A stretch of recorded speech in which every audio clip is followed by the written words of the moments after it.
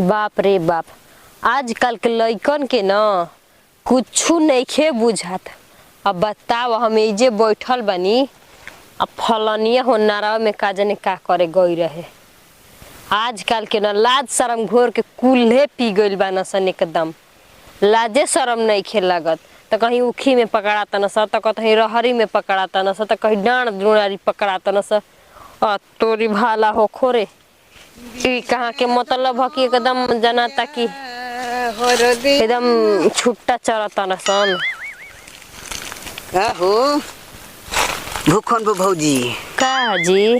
हे नहीं बैठल बालू दोपहरिया में? अरे जाना तनी काहे बैठल बानी? का हो? रहर बा। अच्छा। और पिटले बानी और वही तरह छोड़ले बानी। हाँ। उहे बैठ के गोरा तनी। का अगर ना चल जाला घरे तो तू चल जाई, रहरिया उठा उठा बेचता न स। केवन हो कवना के दिन अतु भगुला पातर हो के बेचता न स? रामराज भैया जी कनी है कि तोहर रहर पिटाता, तो हम कही हाँ जी, और पिटले बनी आता 3-4 किलो गाँव के लइका लेके आई रहना स 3-4 गो रहर। बाप रे बाप, आजकल के न चोरी करत देरी नइखे लागत। माई बाप के नाम ऊपर करे हंसावत तरसन। भैया गोल बन दिली अपन बहिन की ने। अच्छा, कहिया के भेजल हो? कमाई गुना की? अबे का नहीं, बड़की जनी के लिए आए न गई न। हाँ हाँ, रहर अगर तलू ना का करिए बबुआ जूहे साल भर के दलिहन बा ना या गोर। अब तो पता चल कि ये कहू ना बची, घरवा सुतले बैठल रह, बेजो सुतले बैठल बानी। तब घर बड़ा नीक लागत निक कहिए के ना है, निक तो कहिए के है। लड़की लिपस्टिक लगावत न तंची हमनियो के अपना दिल में सटा ले, तू तो का भइल बा? यही तरह रण हुए घूमत नहीं देखो। कैसे सटाइए हमर देवर जी, हमारे दिल के पास में फेविकोल ही नहीं है। कैसे सटाए? एगो ही चिपका में फेविकोल खत्म हो गइल बा, खाली वो अपन राजा जी के चिपका ले बनी। बाप रे बाप, दिलवा में जगन न बा हमरे। कहा बोली ये गोली अंकल हाँ हो गोली। हाँ की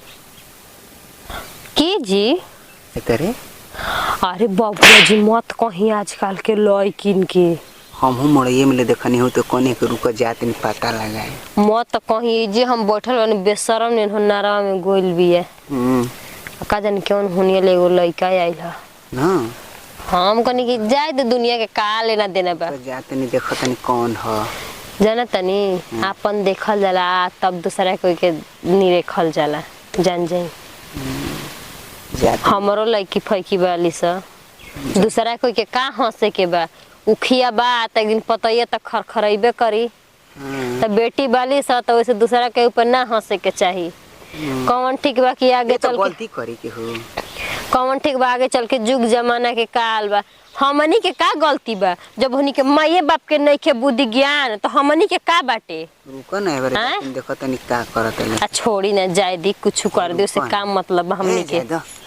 आ जाई मुंह लागल बच्चे करबे छिनरा कहीं के, तो जाई ना छिन रहू कि हमारा के का झनका तनी एकदम छिनरा पंती बतियावेला ना कि का बता के बेचारा बताओ। ओइ के चलते हम ना गईनी। हां आजकल के लोके लाज नहीं लइकन फैकन के कि हम का करतानी। अरे नतियन दोगलन तोनी के बियाह ना होई, माई बाप बियाह ना करियन तोनी के आए कि ले किनारा में कुइया में घुसा तरसन। हमहू जाई का? हमहू देखतानी जाके, रुक हमहू जातानी देखतानी कि उमा का करत तरसन। पनिया ले चली बन त आइहस त कोन पीजी हस। ये देखतानी हमहू का करत तलिसन। गांव में जाके हल्ला करब, बहुते हमारा के कहे में तेज रहेले।